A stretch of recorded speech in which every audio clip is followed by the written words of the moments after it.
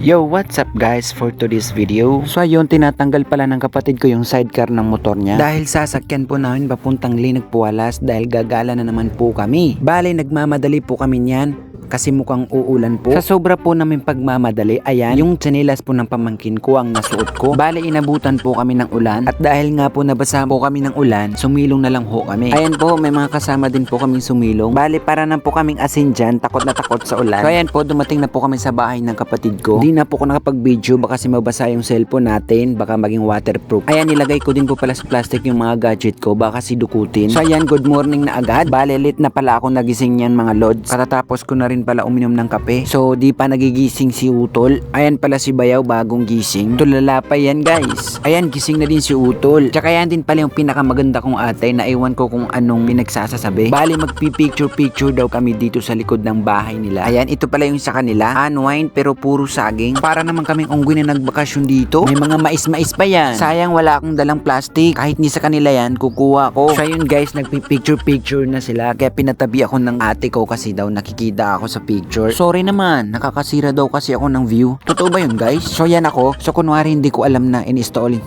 ako.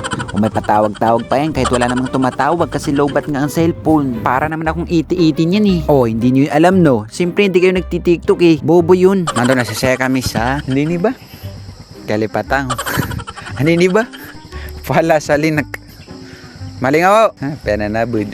So yun yung kapatid ko, ginawa yung ate ko na photographer. Ako kasi sumilong muna. Siyempre, kahapon basang-basa parang isda sa fish pond. Eh ngayon naman para naman akong inihaw dito eh. Sumingit na din pala yung mga minions. Pamangkin ko pala. So diba? Siyempre, mana sa akin. So yun guys, uwi na kami ng Malabang. Buti pa to, parang walang problema sa buhay. Pasalamat ka, di ka kumasya sa bag ko. Inaayos na ng kapatid kong anong mga dadalhin. Shoutout nga pala sa bagong multicab ng bayaw ko at saka ate ko. Yan nga pala guys yung suot namin kahapon. Suot ko pala kahapon, basang-basa, hindi na natuyo. Kaya babasahin ko na lang ulit. Titingin-tingin pa sa loob yung utol ko. Di naman marunong mag-drive. Yan pa pala yung isa kong pamangkin. Cute, diba? Siyempre, mana si Tito. Tito here. Ito na naman si ate. Namumroblema na naman. Ito nga pala yung pamangkin kong Tisoy, guys. Tinuturuan ko ng magandang asal. Ay, hindi po akong nagturo doon. Promise. Mamatay pa ex nyo. So yun guys, magra-rides na kami ni brother. Kita nyo yan? Siyempre kalsada yan. Eh yan, kita nyo? Siyempre kapugian yan. Ang umangal, mukhang ganda ng lanaw dito sa Purg guys. Sa tingin nyo guys, andyan kaya si Jezebel. Dumaan muna kami dito guys sa mga kamag-anak namin dito sa Panggao. Ito nga pala si Jamil guys. Ito nga din pala guys si Kuya Ramil. Kararating lang niya. Pinaliguan niya yung kabayo niya.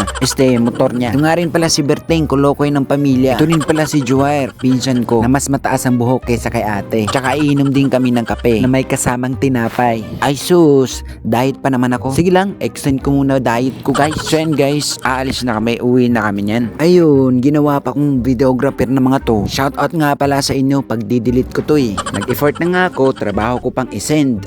Wow! Ayun, pauwi na kami guys. Convoy pala kami nila ate. Flat ang gulong, kaya binombahan. Siyempre, tumataba na tayo guys. Puro kasi tayo extend ng diet eh. Bombang ginamit dyan guys. Wala kasi silang air conditioning. So stop muna kami guys kasi may checkpoint. Alam niyo ba kung bakit kami nag-stop? Walaan nyo. Siyempre, hindi niyo alam. Nagkikinood lang kayo eh. Nagmerienda muna kami dito guys. Wala eh, trip lamon talaga eh. So ayun, nagsiuwi na sila sir. Kaya dumaan na kami. Pag siniswerte nga naman eh. Sa wakas, dumating na kami guys. Yan nga pala yung kupal kong kaibigan. So hanggang dito muna guys. Salamat nga pala sa panonood. Bachi na, bachi guys.